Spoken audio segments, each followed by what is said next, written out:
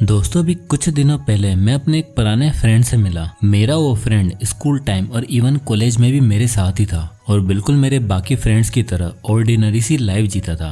पर अभी कुछ दिनों पहले उसने हम सभी दोस्तों को अपने फार्म हाउस पर बुलाया। तो उस समय हम में से कोई भी उससे नहीं पूछता था कि तुम्हारे फादर क्या करते हैं और उनकी इनकम कितनी है, क्योंकि वो भी हमारी तरह ऑर्डिनरी था। But suddenly farm house. और जब मैंने उससे पूछा कि सच में उसके डैड क्या करते हैं, तो उसने मुझे बताया कि मेरे डैड का कोई बिजनेस वगैरह नहीं है, बट हाँ वो एक ऐसी कंपनी में काम करते थे जहाँ उनकी पे काफी हाई थी। बट हैरानी तो मुझे ये जानने के बाद हुई जब उसने बताया कि उनकी फर्स्ट सैलरी सिर्फ 25,000 रुपए थी और 20 साल तक सेम कंपनी में काम करने की वजह से उनकी सैलरी और स्किल्स काफी बढ़ती चली गई। और अपने कुछ स्ट्रिक्ट प्रिंसिपल की वजह से वो अपने आप को और अपनी फैमिली को सिर्फ अपनी सैलरी के दम पर एक बेटर फ्यूचर दे पाए।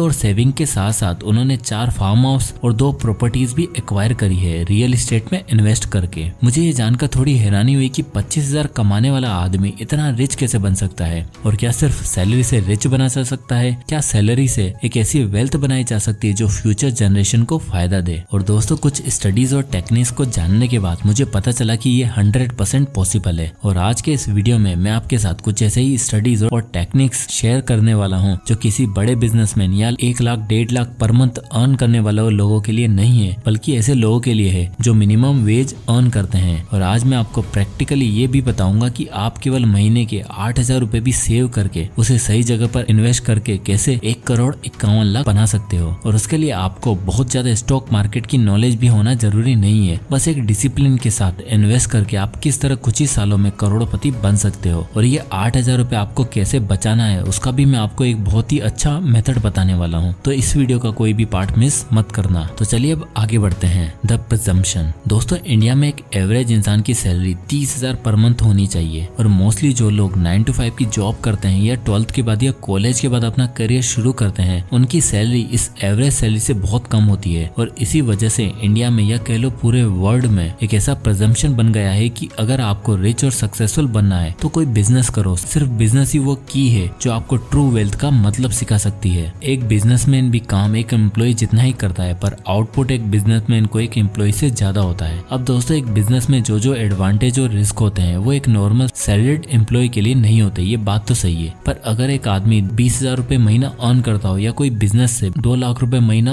अर्न करता हो और अगर उसने अपने मनी को सही तरीके से मैनेज नहीं किया तो इवेंचुअली वो हमेशा गरीब ही रहेगा। दोस्तों अगर हमें रिच बनना है तो सबसे पहले हमें अपने पैसों के साथ बेटर रिलेशन बनाने होंगे और कुछ स्मार्ट डिसीजन लेने होंगे। और कुछ ऐसे ही स्मार्ट रूल्स जानने के बाद आप भी अपने मिनिमम वेज को सही तरीके से यूज करके फाइनेंशियल फ्रीडम की तरफ एक कदम रख सकते हो। पर दोस्तों ध्यान रहे, सैलरी से ये जर्नी थोड़ी लंबी जरूर होगी पर ज्यादा सिक्योर और बेटर रिटर्न्स देने वाली होगी। और एक एक करके इन स्टेप्स को जानकर और उन्हें अपनी लाइफ में अप्लाई करने की कोशिश करना। Step number 1, follow the 50-30-20 rule. दोस्तों बहुत से लोग जब अपनी इनकम शुरू करते हैं तो वो अपने फाइनेंस को मैनेज करने में फेल हो जाते हैं। आपने बहुत से ऐसे लोगों से सुना होगा कि मैं कमाता तो इतना हूँ पर कुछ बचता नहीं। इसका सबसे बड़ा रीजन है बजटिंग ना करना। और अगर आप 50-30-20 रूल को फॉलो कर अपने लिए शुरू से ही एक बजट तैयार कर लेते हो तो आप अपने लिए अच्छा फ्यूचर शेप कर सकते हो। तो आइए जान लेते हैं कि ये 50-30-20 रूल क्या है। इस रूल का मतलब है कि आपको अपनी इनकम का 50% पैसा अपनी नीड्स के लिए रखना है। Needs like rent, EMI, food, clothing, phone etcetera. ये ऐसे खर्चे हैं जो आपके सर्वाइवल के लिए जरूरी हैं। इसके बाद 30% पैसा रखना है आपको अपनी वांट्स या डिजायर के लिए। Desire like car, vacation, expensive cloth, laptop etcetera. अब यहाँ पर कई लोगों का कहना है कि आपको ये खर्चा नहीं करना चाहिए। वेल दोस्तों अपने लिए कुछ करना कोई खराब बात नहीं है, बट हाँ पहले आप उतना सिक्योर कर लो और अर्न कर लो और फिर आप अपने डिजायर पर खर्चा करो जिससे आपको रिग्रेट ना हो। देन लास्ट 20% पैसों से आपको अपने लिए सेविंग और इन्वेस्टिंग करनी है। हमारी इंडियन सोसाइटी में आज से 5 या 10 साल पहले ये सबसे नेग्लेक्टेड चीज थी। लोगों को सेविंग का मतलब लगता था अपने घर की तिजोरी में पैसा रखना और इन्वेस्टिंग का मतलब सिर्फ गोल्ड या हाउस। पर आज की डेट में जहां 1.2 करोड़ से भी ज्यादा एक्टिव इन्वेस्टर हैं, वहाँ इन्वेस्टिंग करना बहुत जरूरी हो गया है। और सेविंग आपको एक ऐसे बैंक अकाउंट में करनी है जहां आपको हाई रिटर्न्स मिले। और इन्वेस्टिंग के लिए बहुत से option like stocks, mutual fund, index fund ये सब अवेलेबल हैं। अब दोस्तों इस 50-30-20 रूल को हम एक एग्जांपल से समझते हैं। तो हर्ष नाम का एक पर्सन है जिसकी एज 25 साल है और जिसकी सैलरी 40,000 पर महीना है। तो उसे अपना 50% पैसा यानी 20,000 रुपए रखना चाहिए अपनी नीड्स के लिए। और 30% यानी 12,000 रुपए रखना है अपनी डिजायर या वांट्स के लिए, और लास्ट 20% यानी कि 8,000 रुपए उसे सेव करना है और उसे इन पैसों को इन्वेस्ट कर देना है। और जैसे जैसे उसकी सैलरी बढ़ती रहेगी उसे अपने सेविंग और इन्वेस्टिंग का परसेंटेज भी बढ़ाना होगा, और इसी तरह सही बजटिंग से आप अपने फ्यूचर को शेप कर सकते हो। Step number 2, how to make your first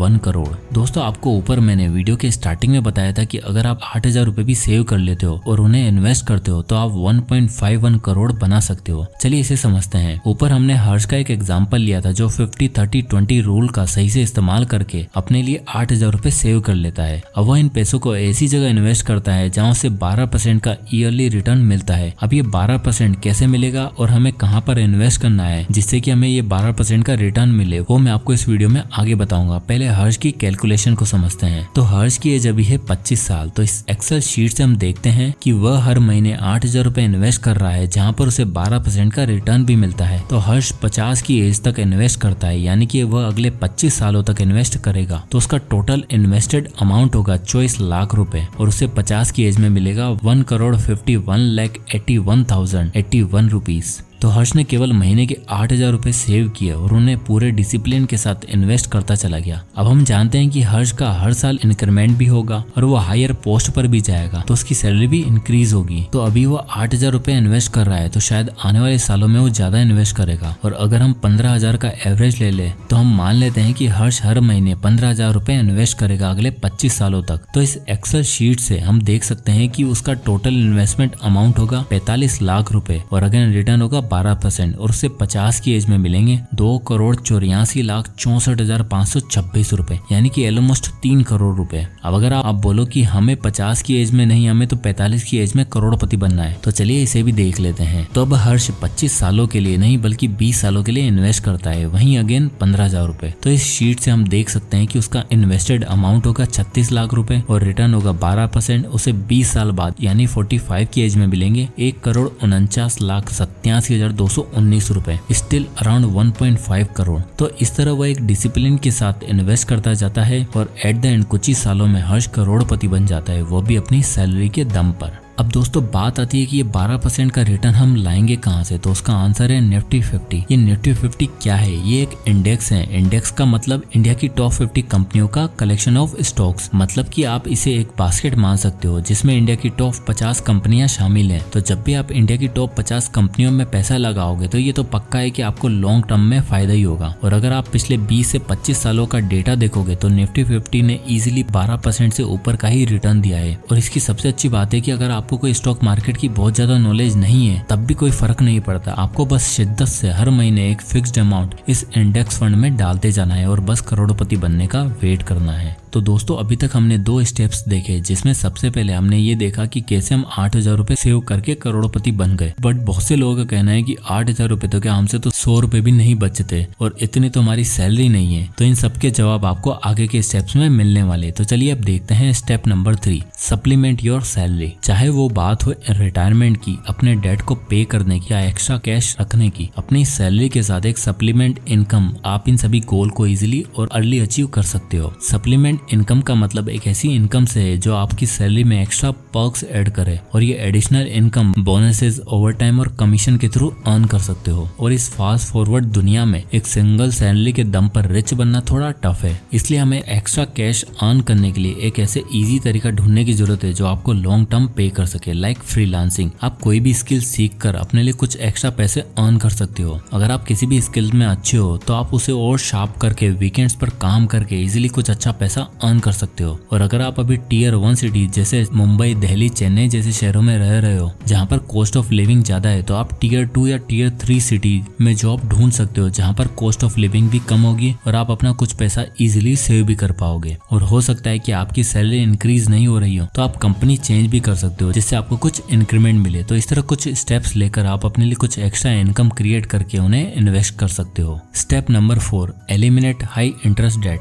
दोस्तों अगर आप एक नॉर्मल नॉर्मल सैलरीड एम्प्लॉय या लो वेज अर्नर हो, तो ऐसे में आपकी लाइफ में डेट एक बहुत ही डेंजरस रोल प्ले कर सकता है। और यहाँ मेरा मतलब हाई इंटरेस्ट डेट से है। एक लो सैलरी या नॉर्मल सैलरी में आप वैसे ही कोशिश करते हो कि अपना खर्चा कैसे कम से कम करें, और उसमें हाई इंटरेस्ट लोन आपके लिए एक डिजास्टर साबित हो सकता है। अब यहाँ मैं आपको हाउस लोन या एजुकेशन लोन को कंसिडर नहीं कर रहा, क्योंकि वो आपकी बेसिक नेसेसिटी है, पर ना चाहते हुए भी हम ऐसे डेट में फंस जाते हैं जहाँ से निकल पाना बहुत ही मुश्किल होता है, और उस पर लगने वाला इंटरेस्ट हमारी फाइनेंशियल फ्रीडम की राह में एक रुकावट बनता है। पर ऐसे में बहुत से तरीके हैं जिनसे हम इन हाई इंटरेस्ट पेमेंट को अवॉइड कर सकते हैं और आपको एक अच्छा खासा अमाउंट सेव करवा सकते हैं, जिससे आप इन्वेस्ट करके अपनी वेल्थ को इंक्रीज कर सकते हो। तो इसके लिए सबसे पहले आपको ये जानने की जरूरत है कि इन हाई पेइंग इंटरेस्ट पेमेंट का रूट कॉज क्या है। इसके बाद आपको वो स्टेप्स लेना है जिनसे आप इन डेट को जल्दी से जल्द पे ऑफ कर सकते हो, क्योंकि इसे पे करने के बाद आपका स्ट्रेस लेवल कम होगा और आपके पास इनफ कैश बचेगा अपने फ्यूचर को शेप करने के लिए। दोस्तों, डेट आपके लिए काफी स्ट्रेसफुल हो सकता है, क्योंकि इसमें आपको अपने बिल्स कैसे पे करना है इस बात की भी टेंशन रहती है, और सेव कैसे करना है इस बात की भी।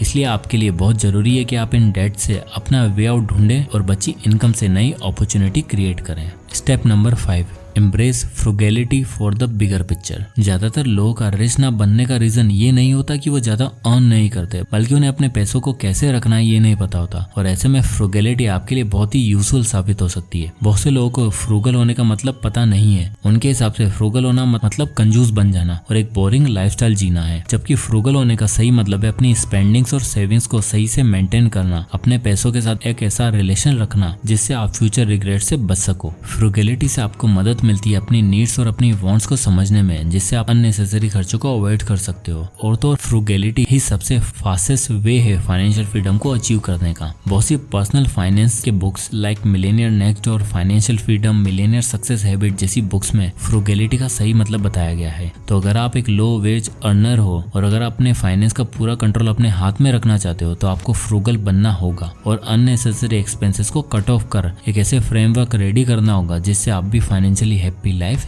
जी पाओ। तो दोस्तों, ये थे वो 5 अमेजिंग स्टेप्स जिन्हें फॉलो करके आप एक लो सैलरी से भी आने वाले कुछ टाइम में करोड़पति बन सकते हो। तो आई होप कि ये वीडियो आपको पसंद आया होगा और इससे कुछ ना कुछ आपको सीखने को जरूर मिला होगा। तो इस वीडियो को लाइक करो, ज्यादा से लोगों तक शेयर करें, और अगर आप इसी तरह के वीडियोस देखना चाहते हो तो हमारे चैनल को सब्सक्राइब करना ना भूलें। तो मिलते हैं नेक्स्ट वीडियो में, तब तक के लिए जय हिंद।